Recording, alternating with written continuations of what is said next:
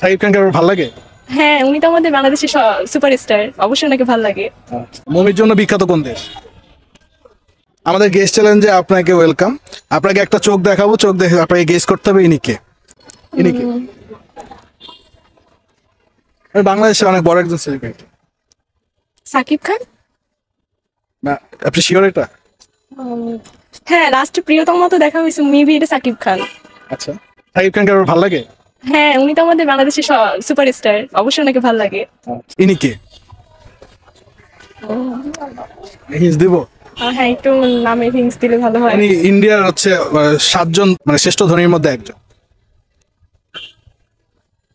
ওনার বাংলাদেশেও business option দেওয়া আছে। যাবে, মানে নাম বলা যাবে, হয়তো আপনি 2-3টা ক্লু দিলেন।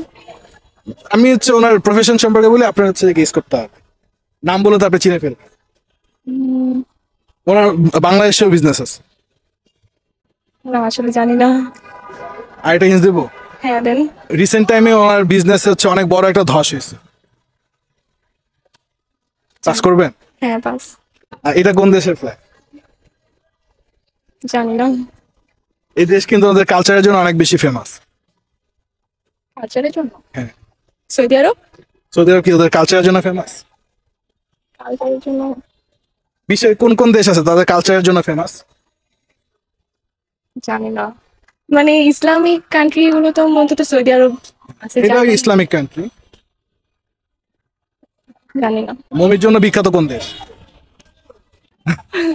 আচ্ছা, আমাদের গেস্ট চ্যালেঞ্জে অংশগ্রহণ করার জন্য আপনাকে অনেক অনেক ধন্যবাদ। ধন্যবাদ।